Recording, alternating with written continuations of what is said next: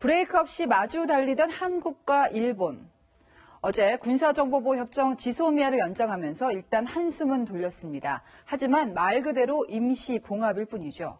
한일 두 나라는 갈등을 근본적으로 풀기 위해서 정상회담을 추진하겠다고 밝혔습니다. 청와대 연결하겠습니다. 유승진 기자. 자, 마음을 놓기는 이런 상황인데요. 문재인 대통령과 아베 총리의談判 언제 이루어질까요? 다음 달 정도가 될 거라는 관측이 나오고 있는데요. 네, 현재 가장 유력하게 거론되는 일정은 다음 달 말 중국 스촨에서 열릴 것으로 보이는 한중일 정상회의입니다. 이때 문 대통령과 아베 총리가 따로 만나서 이 한일 관계 복원을 위해서談判에 나설 것으로 보입니다. 현재 일본 나고야에서 G20 외교장관 회의에 참석 중인 강경화 외교부 장관도요, 이런 한일 간의 정상회담 일정을 논의하고 있다고 밝혔습니다. 서로 그 회담이 가능할 수 있도록 조율해 나가기로 했습니다. 네, 다음 달 문재인 대통령과 아베 총리가 만난다면 지난해 9월 유엔 총회 이후에 무려 15개월 만에 한일 정상회담이 이루어지는 겁니다. 지난 연말 대법원 강제징용 판결 이후에 다자 외교 무대에서 한일 정상이 계속 만났지만 밀도 있는 회담으로 이어지지는 않았습니다.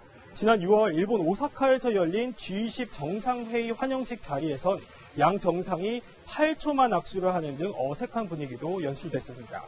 이달 초 태국에서 열린 아세안 플러스 3 정상회의에서는 문 대통령이 아베 총리를 붙잡고 10분 남짓 짧은 환담을 한 게 전부였습니다.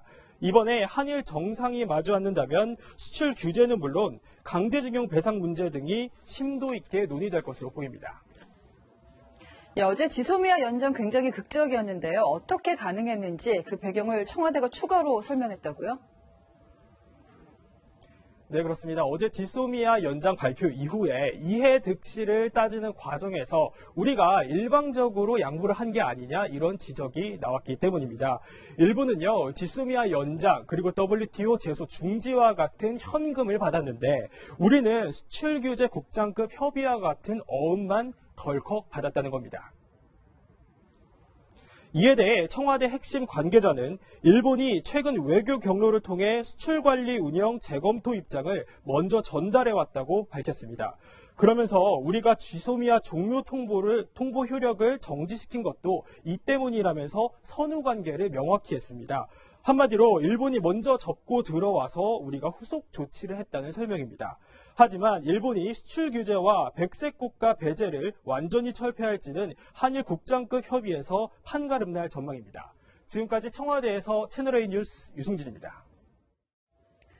오늘 일본 나고야에서는 한일 외교장관 회담도 열렸습니다. 주목할 점은 회담 시간이었습니다. 예정된 시간보다 2배 이상 길게 진행됐는데요. 이렇게 오랜 시간 논의했음에도 불구하고 강제징용 배상 문제를 놓고는 좁혀야 할 간극이 컸습니다. 나고야 현지에서 김범석 특파원입니다. 양자회담에 앞서 악수를 한 강경화 외교부 장관과 모태기 일본 외무상. 애초 회담은 15분간 진행될 예정이었지만 35분까지 이어졌습니다. 이 자리에서 두 장관은 한일 정상회담 조율과 수출 규제 협의 논의 등을 논의했지만 강제징용 배상 문제에선 이견을 좁히지 못했습니다. 간극이 굉장히 큰 상황에서 서로 그 선의의 good faith 디스커션을 좀 더 해나갈 필요가 있다 하는데 의견을 모았습니다. 모태기 외무상은 우리 대법원의 강제징용 배상 판결과 관련해 국제법 위반 상태를 시정해달라고 요청했습니다. 일본 언론들도 이번 지소미아 협의 과정에서 빠진 강제징용 문제를 해결하지 않으면 대립의 악순환에서 벗어날 수 없다고 보도했습니다. 이런 가운데 한일 기업과 국민의 자발적 성금을 강조한 문희상 국회의장의 제안에 대해선 아베 총리 최측근이 나쁘지 않다고 평가하고 있습니다. いわゆる賠償金ではない形の出し方っていうのは一つの方法ではないかと。 이런 가운데 이란의원연맹 소속 의원이 최근 한국을 찾아 문 의장 측과 비공개 접촉을 했다는 보도가 나오는 등 강제징용 배상을 둘러싸고 한일 정치권 움직임이 빨라지고 있습니다. 나고야에서 채널A 뉴스 김범석입니다. 네, 미국은 일단 환영의 뜻을 밝혔습니다. 하지만 충고도 빼놓지 않았는데요. 안보 문제는 다른 영역의 한일 갈등과는 분리해야 한다. 좀 더 직설적으로 말하자면 한국과 일본 서로가 싸우는 건 알아서 해라. 하지만 안보 문제를 건든다면 우리 미국을 건드리는 거다. 이 정도로 풀이할 수 있을 겁니다. 워싱턴에서 김정원 특파원입니다. 지난 8월 우리 정부의 지소미아 종로 결정 직후 강한 유감을 표명했던 미 행정부. We're disappointed to see the decision that the South Koreans made. 이번에는 조건부 연기 결정과 관련해 환영 논평을 내고 한미일 3자 협력의 중요성을 강조했습니다. 하지만 우리 정부의 조건부 결정에도 불구하고 미 국무부는 갱신 결정이라는 표현을 쓰며 온도 차이를 보였습니다. 또한 한일 관계의 다른 영역으로부터 국방 및 안보 사안은 분리돼야 한다고 강조했습니다. 한일 갈등이 안보 분야로 확대돼서는 안 된다는 점을 간접 경고한 것으로 풀이됩니다. This increases the risk to U.S. forces in Korea and damages the U.S.-Korea alliance.